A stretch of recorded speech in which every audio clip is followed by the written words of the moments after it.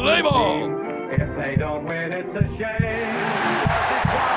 2, they fight you out of the ball game. What's up, guys? We had some brief technical difficulties. Welcome back. Take 2 of episode 30 of season 2, season finale of Tito Talking Tribe. First off, programming notes. We are Abraham Drinking. Follow us on Instagram, YouTube, TikTok, Spotify, iHeartRadio, wherever you get your podcasts. Be sure to check out our other shows, because this is it until at least the winter meetings for Tito Talking Tribe. But it is not it for the Abraham Drinking Podcast, the general content show. Very funny Monday nights, usually from the Lincoln Lounge at 6 p.m. that started this all. And then we have Coffee with Trees Sunday mornings. The Mental Ward, live from the Rubber Room at 3 o'clock. It's been on Sundays now. And the Raymond Highclack Show Sunday night. So, got a lot of shows for you.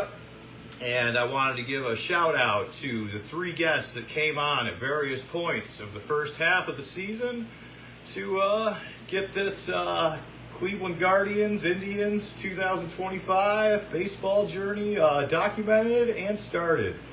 Speed Racer Hunter Combs, episode 1. Jimmy Ward, episode 6. And I want to say episode 14. Dan from Even in Cleveland came on. So you can find Speed Racer when we occasionally do the Honest Abe Sports Report. Now that it's football season, we'll be trying to squeeze in some shows here and there. And Jimmy Ward is half of the Rubber Room Mental Ward show on Abraham Drinking with Jimmy Ward and his son Jimmy Ward. So you can catch his shows at the Rubber Room. You can follow him at 3 o'clock, the Mental Ward Sundays, and in addition to his comedy shows. I know that there's a regular comedy night at the Cove in Geneva on the Lake that's Sunday nights now after they do their Rubber Room show. So they got some funny lineups going there. Check out the Mental Ward podcast, 3 o'clock Sundays, and also the Geneva on the Lake shows at the Cove, Sunday evenings, hosted by Ward's Laugh Factory.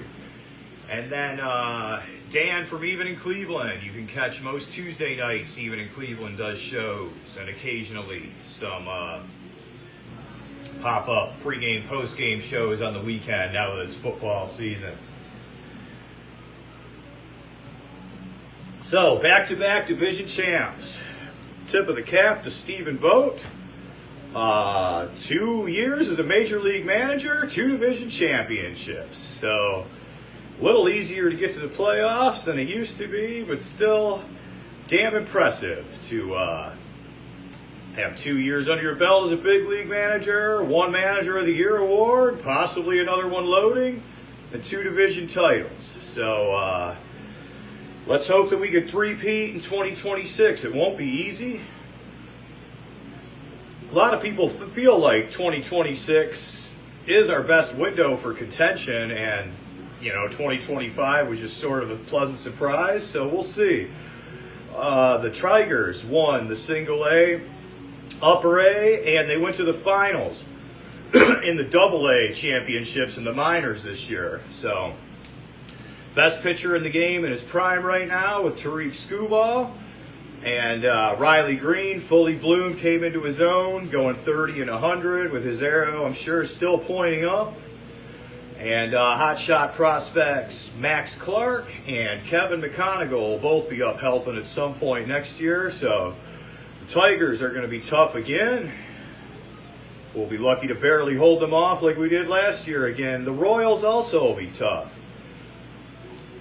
Their farm isn't as considered to be loaded as ours is, or the Tigers, but right now they already have a good pitching staff, a good manager, and a perennial MVP candidate, Bobby Witt Jr. So I'm very optimistic about this team.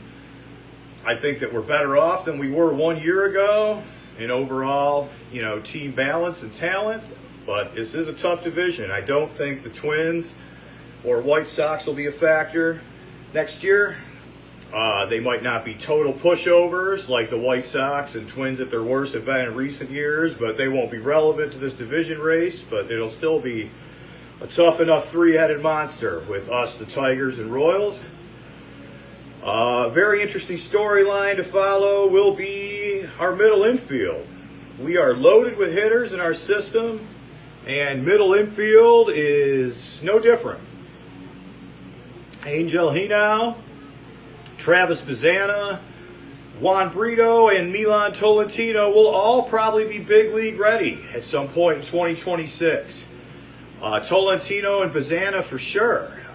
And my one bold prediction for 2026 is that Juan Brito will shed the injury plague bug. And even if it's not at his preferred second base because Bazzana's ready, I think Juan Brito makes us find a place to put him. So definitely puts Arias on the outs.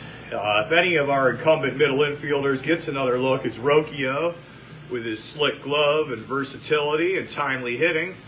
But with Tolentino, Hinao, and company, Bazzana obviously knocking at the door, it's probably curtains for Arias. I'd imagine rather than bury him on the bench, we'll just send him on his way to try and catch on elsewhere. But, you know, that's speculation. We're nowhere near making any off-season decisions yet. But that's just sort of looking ahead. A lot to sort out at middle infield. Eventually a trade's inevitable. We even took that Tennessee shortstop early in the draft this year, so even looking farther down the pipeline, we just got a ton of middle infielders, so a trade doesn't have to happen before spring training this year, but it is inevitable at some point, probably the sooner the better, just to sort of clear up the picture. So we saw promising big league debuts this year from C.J. Kayfus, George Valera, and Chase DeLauder. Let's hope 2 or 3 of those guys can get at the next level of their power prime. They say a lot of people hit their power prime, you know, more like their age 27 season or so. And Valera and DeLauder are older rookies, so they're getting there. Let's hope they can just keep progressing and hit another level of power. And once again, that's about it. Thanks everyone for watching and following along this year. We got a bright future. Everyone in the 6-man rotation did great. There's just too many dang opening days in April to have a 6-man rotation. So Logan Allen or someone who has a bad spring is going to be out of luck in the rotation next year. And someone is probably going to replace Arias at shortstop. We'll see how we figure that out. And go Tribe. Like I said, we'll reconvene either the winter meetings or very early in spring training and talk some more Tribe. Until then, signing off. Play ball! If they don't win, it's a shame.